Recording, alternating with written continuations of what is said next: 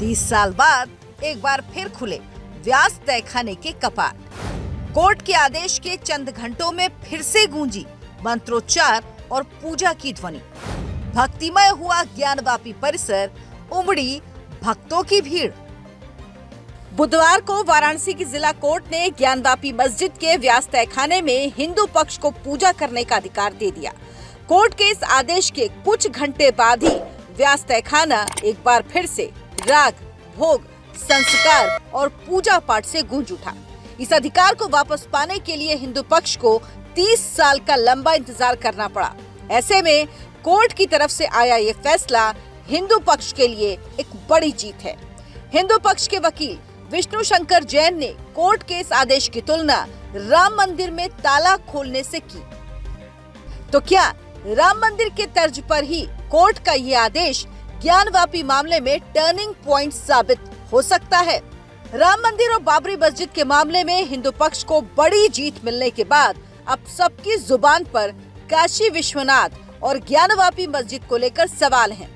राम मंदिर को लेकर भव्य आयोजन और रामलला के प्राण प्रतिष्ठा के बाद हिंदुओं के लिए वाराणसी की अदालत से भी खुशखबरी आई। ज्ञानवापी परिसर में मौजूद व्यास तहखाने में साल 1993 से ही पूजा पाठ और भक्तों की आवाजाही बंद थी। ऐसा तब हुआ जब दिसंबर 1993 के बाद पुजारी श्री व्यास जी को ज्ञानवापी के बैरिकेड वाले क्षेत्र में घुसने से रोका गया। इस वजह से तहखाने में होने वाले राग, भोग आदि संस्कार भी रुक गए। बुधवार को वाराणसी कोर्ट का फैसला आने के साथ ही एएसआई की सर्वे रिपोर्ट को भी सार्वजनिक कर दिया गया। इस रिपोर्ट में साफ तौर पर लिखा है कि ज्ञानवापी में मंदिर का स्ट्रक्चर मिला है। ऐसे ही कई और सबूत हैं जो ज्ञानवापी में मंदिर के होने की ओर इशारा करते हैं। इस रिपोर्ट में कई और बड़ी बातों का जिक्र किया गया है, लेकिन सबसे पहले बात उस तहखाने की जहां हिंदू पक्ष ने कई दावे किए और उन्हें पूजा करने का अधिकार मिला है। हिंदू पक्ष का दावा, राज्य सरकार और जिला प्रशासन ने बिना कारण पूजा पर रोक लगाई। ब्रिटिश शासनकाल से लेकर दिसंबर 1993 तक व्यास जी ने वहां रहकर पूजा पाठ किया था। तहखाने का दरवाजा हटाया गया, जबकि पूजा के सामान, प्राचीन मूर्तियां अभी भी मौजूद। मूर्तियों का नियमित रूप से पूजन करना हिंदू भक्तों के लिए बेहद जरूरी। हिंदू पक्ष ने दावा किया कि वहां 100 फीट ऊंचा आदि विश्वेश्वर का स्वयंभू ज्योतिर्लिंग है। करीब 2050 साल पहले महाराजा विक्रमादित्य ने काशी विश्वनाथ मंदिर का निर्माण करवाया था। औरंगजेब ने साल 1664 में मंदिर को तोड़वा दिया, जिसके बाद उसी जमीन पर मस्जिद बनी जिसे ज्ञानवापी के नाम से जाना जाता है। हिंदू पक्ष की ओर से एक रिसीवर को नियुक्त करने की भी मांग की गई थी, जिसके बाद वाराणसी की कोर्ट ने जिला मजिस्ट्रेट को रिसीवर बनाया। कोर्ट ने रिसीवर के लिए एक आदेश जारी किया, जिसमें मंदिर की संपत्ति को सुरक्षित रखने और उसकी स्थिति में कोई परिवर्तन नहीं होने देने की बात सुनिश्चित की गई थी। मुस्लिम पक्ष का दावा, मुस्लिम पक्ष का कहना है तहखाने में न तो कभी व्यास जी का परिवार रहता था, न ही कभी पूजा होती थी। मुस्लिम पक्ष ने तहखाने में किसी भी मूर्ति की मौजूदगी को नकारते हुए हिंदू पक्ष की दलील को असत्य ठहरा दिया। मुस्लिम पक्ष ने दावा किया तहखाने में कभी कोई पूजा नहीं हुई और वहां हमेशा से ही मस्जिद का कब्जा रहा है। मुस्लिम पक्ष ने 1937 के दीन मोहम्मद फैसले का जिक्र किया। कहा कि मस्जिद, उसका प्रांगण और उसके साथ संलग्न भूमि हनीफा मुस्लिम वक्फ की है और सिर्फ मुसलमान ही वहां पूजा कर सकते हैं। दोनों पक्षों की दलील सुनने के बाद कोर्ट ने एएसआई सर्वेक्षण करने के आदेश जारी किए थे। अदालत ने कोर्ट कमिश्नर नियुक्त किया था। जिस दिन एएसआई सर्वेक्षण के लिए अधिकारी मस्जिद परिसर में पहुंचे, तब उन्हें काफी बवाल का सामना करना पड़ा। काशी के रास्ते में सुरक्षा के पुख्ता इंतजाम किए गए और किसी भी संभावित खतरे को रोकने के लिए उत्तर प्रदेश की योगी सरकार ने भारी तादाद में सुरक्षा बल को तैनात किया। विरोध के बीच एएसआई की टीम ने अधिकारियों की मौजूदगी में पहली बार ज्ञानवापी के परिसर में दाखिला लिया था। 31 जनवरी 2024 को वाराणसी के जिला कोर्ट के आदेश आने के साथ ही एएसआई सर्वेक्षण की रिपोर्ट को भी सार्वजनिक कर दिया गया। एएसआई की सर्वे रिपोर्ट, ज्ञानवापी से मिले पुरालेखों में जनार्दन, रुद्र और उमेश्वर का प्रमुखता से जिक्र किया गया। साल 1664 में मुगल शासक औरंगजेब ने मंदिर को तोड़वा दिया था। औरंगजेब के शासनकाल में 20वें साल में यानी 1667 से 1677 में ज्ञानवापी मस्जिद का निर्माण किया गया। ढाए गए हिंदू मंदिरों के स्तंभों का इस्तेमाल कर मस्जिद का निर्माण किया गया। ज्ञानवापी मस्जिद की पश्चिमी दीवार पर मंदिर का हिस्सा दिखाई देता है। तहखाने को लेकर कहा गया, मस्जिद में इबादत के लिए उसके पूर्वी हिस्से में तहखाने बने। इसके अलावा मस्जिद में चबूतरा बना, ज्यादा जगह भी बनाई गई ताकि ज्यादा लोग नमाज पढ़ सकें। मस्जिद के पूर्वी हिस्से में तहखाने के लिए मंदिर के स्तंभों का इस्तेमाल किया गया।